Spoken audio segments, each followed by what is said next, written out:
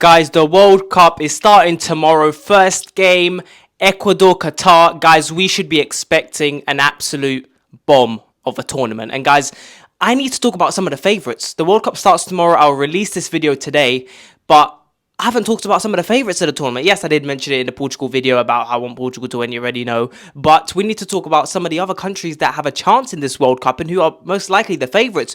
We can talk about the likes of Argentina, Brazil.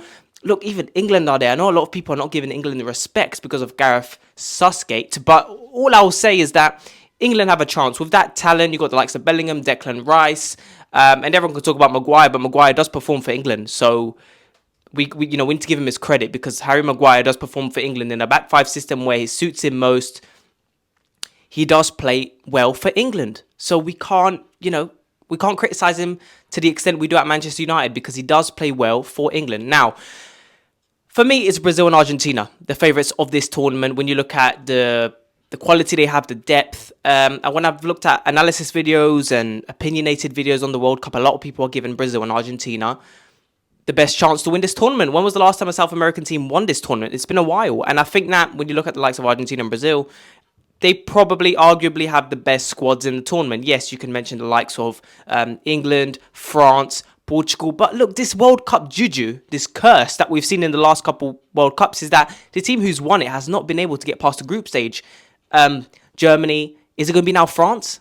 This is going to be very strange to see if France don't make it past the group stage, because right now I sense that there's no real hype for France to win this World Cup like there was in previous years. Yes, they still have a great squad. I do think now that this year, this is the most competitive World Cup we've had in a while. There's a lot of teams who could surprise us and a lot of teams who are, for good reason, one of the favourites. You look at the likes of Uruguay even. A lot of people have Uruguay as the underdogs. And now this depends on what you classify as an underdog. What is an underdog for you? For me, an underdog is a team who has quality, but is not really being talked about, who's under the radar, but they have a lot of quality. But because maybe in recent tournaments, they haven't really stood out. They've struggled to get past the round of 16.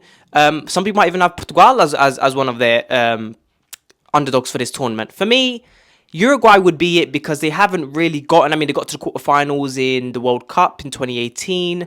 And before that, Uruguay, what was the last time they won the World Cup? I think over 50, 60 years ago. So really, Uruguay now, the best team they've had. Suarez, Cavani still at it, Darwin Núñez, Valverde in midfield. They have a really good team, Uruguay. And I think that they could definitely be one of the favourites in terms of... Look, you could have the favourites out of the underdogs. So in terms of Uruguay, Senegal are there, but I know Mane's missing the tournament. I think England could get Senegal if Senegal finish second in their group below Netherlands and England finish first.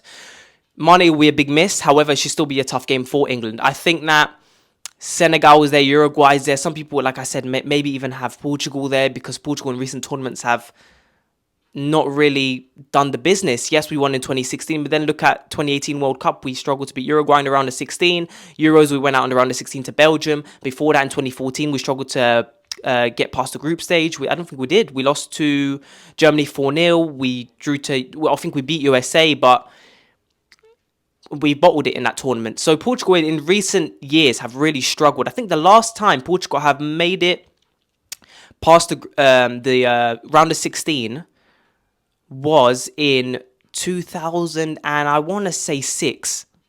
After then, struggled to get past the group stages. We made it to the round of 16 twice, but really haven't done anything in the tournament. We've struggled in the group stages as well. So this tournament, the favourites for me are Argentina, Brazil, the quite clear ones. Of course, you look at the people and the players who are the older players who, this probably their last World Cup. You look at the likes of Ramos was not even in the tournament, but obviously Benzema, Ronaldo, Messi, Lewandowski, Pepe. This is going to be a massive World Cup, one of the biggest World Cups ever to remember, because these players are going to be missing out. We're not going to see them in the next 4 years when the World Cup comes next time around. So this is going to be a massive, massive tournament. I would keep an eye on, of course, Messi and Ronaldo. It's the obvious players to keep an eye on because it's their last tournament and they've been the best players for the last 15 years of football. For me, the best two players I've ever seen. So yeah, in terms of players to look out for, in terms of young players, Joao Felix, Pedri, of course, you already got. Spain are not being talked about either. Is Spain an underdog? Are Spain an underdog in the World Cup? I think they are, because they're not really being talked about. They got a very young team. Ramos didn't make it. De Gea didn't make it. Are they lacking the experience to make it through to the finals? They did well in the Euros. Is it going to be enough? When Portugal faced Spain, and I know they beat us in the Nations League, they dominated somewhat possession, but they weren't efficient enough and creative enough in possession. So I think they're going to lack that when it comes to making it to the quarters and semis. But teams like Spain and Germany, when they get to the quarterfinals, they try to go all the way. So this is going to be a very interesting tournament, and I hope to see. And I've already seen the knockout stages according to my predictions in the group stages. The knockout stages, the round of 16, the quarterfinals is already very tough. But when it gets crazy is the quarterfinals. You got teams like, I think England might get France, Portugal might get Belgium.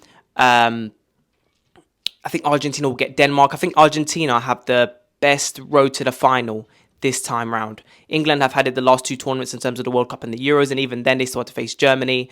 And they had to face Croatia in the last World Cup, which they lost in the semi-final. Argentina have a somewhat decent way to get to the final. So this, either way, other teams are going to have a very tough time getting into the final. So I'm excited for this tournament. I'm so excited. For me, who do I think is going to win? Of course, Portugal is in my heart. I think that Portugal have an amazing team to win this tournament. But when I look at it objectively, I think Brazil and Argentina are just there. It seems like the obvious choice, but I think Argentina, is it the time? His last World Cup? Brazil, Neymar, Casemiro, Antony, Fabinho, Edison, Alisson, Rafinha. This is going to be a hell of a tournament. And I think that whoever wins this tournament, you can't say, you had an easy route to the final. I think Argentina, yes, there's perhaps a conversation there to be had depending on who they get, because there's always a surprise in the group stages. It's never how we think it is. Either way, whoever wins it fairly, and I'm looking forward to it. Portugal, let's do this.